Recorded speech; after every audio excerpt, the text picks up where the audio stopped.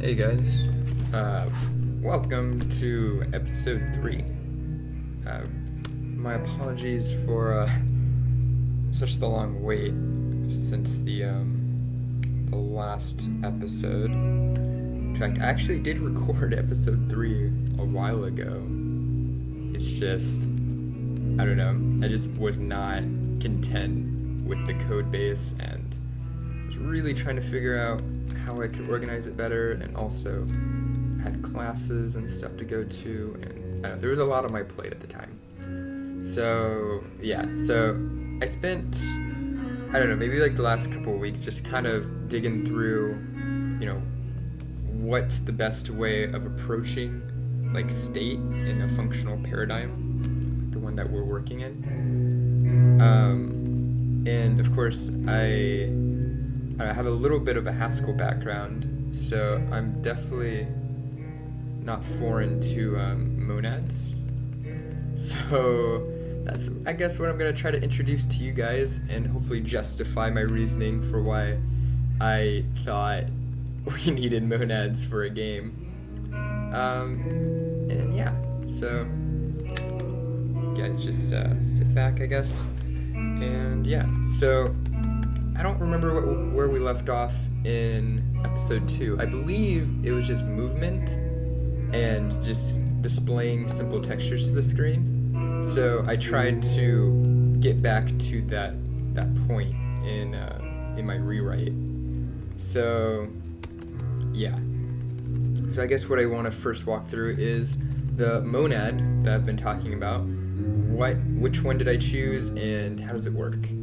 So I chose the state monad, hence because I really wanted to deal with this state a lot better than how I was. And essentially the way the state monad works is it basically hides the actual game state from our code. So you can see here, like, we actually don't mention the state anywhere besides naming like the monad type here. So when we say do monad and then this, we give it like the monad that we're talking about.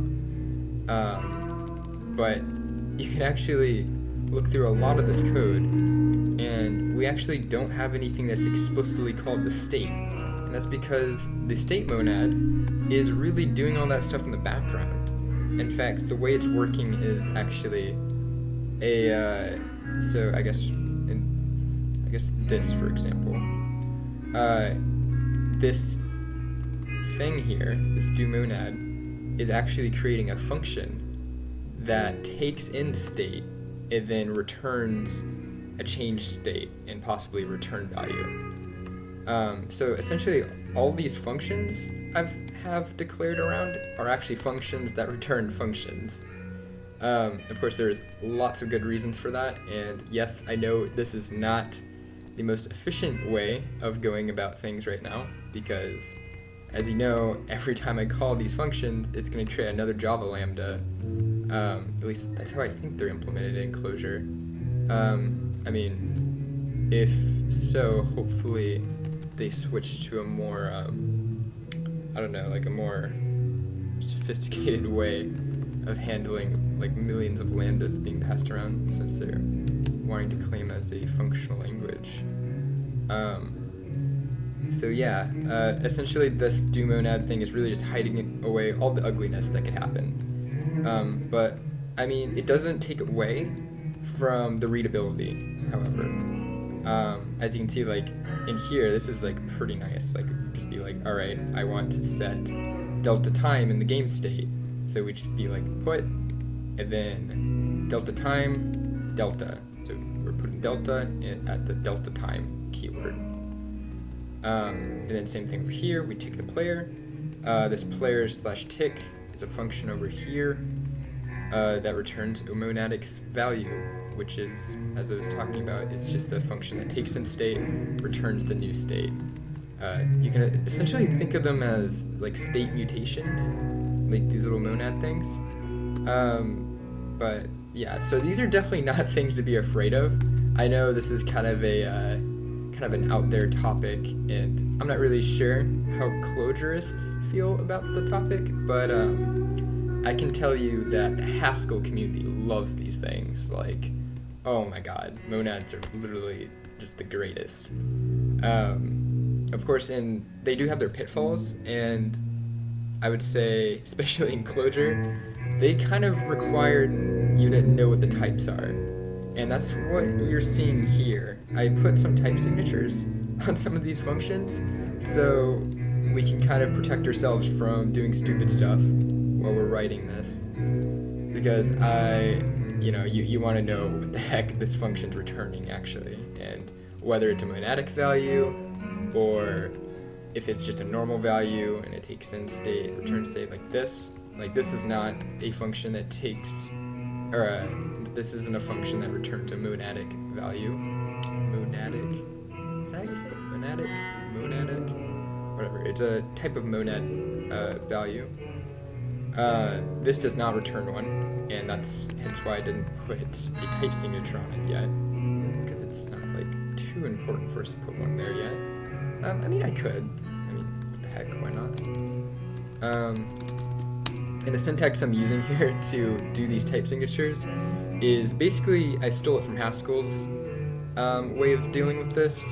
This is basically their format for doing it. You just put the function name, and then you just say what it takes.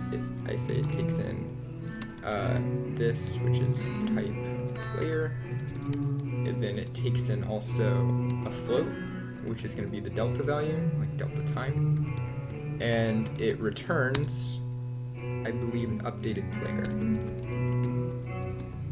So really the way to read this is to put parentheses around those two and say that this is something that takes in player and a float and returns a player. So yeah, hopefully that clears up some of the things. Of course, there's a lot of stuff that I'm just glossing over, especially what a monad actually is. I mean, I don't really feel we need to actually go too far in depth on what that is to be able to use them.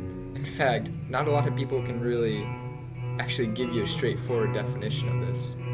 I mean, you can look it up, and it's a rough definition. Like, let's see. Actually, yeah. Is there just a general definition? Let's see. Oh god.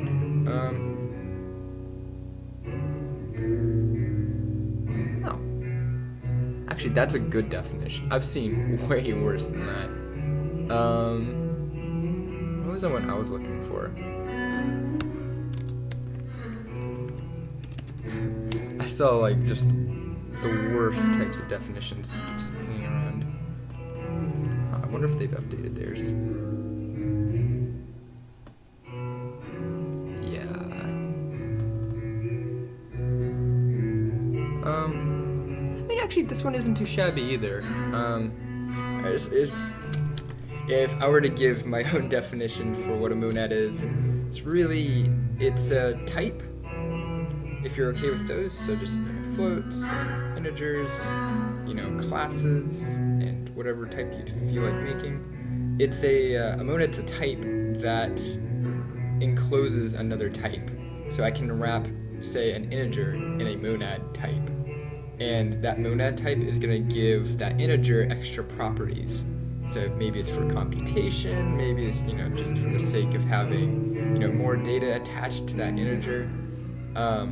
Really, it's just to make your life easier, and it's a way to kind of clean up a pattern you'd see a lot. So like, say you keep writing like all these if statements in such a way, you can wrap that computation, wrap that whole pattern in a monad, and it just makes your code a lot clearer. In Haskell, we have an even better version of this do monad state thing. In fact, you don't even have to write this state, or you don't have to write the actual monad name, because the types in Haskell actually take care of it. And we also don't write do monad. We actually can just write like do, and then just do a bunch of back arrows saying all the stuff that you want to take in. So in our case, it'd be look something like this, I think. And then you don't even have to put the empty you have to put these empty placeholders. Like Haskell already knows what you're talking about, so you can write something like this.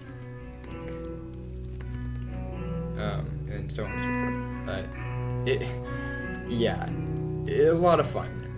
I definitely encourage you to go out and, check what's the deal with Haskell and how these types really work, because really there is a lot to go into about monads and monadic transformers and smashing monads together and making bigger ones. Like there's so much. It's so much fun, and really the best way you're gonna probably reach the best way you're probably going to go through this is with a Haskell-based language, with a strict type system and something to really guide you through what's actually going on, because without types it's a bit messy.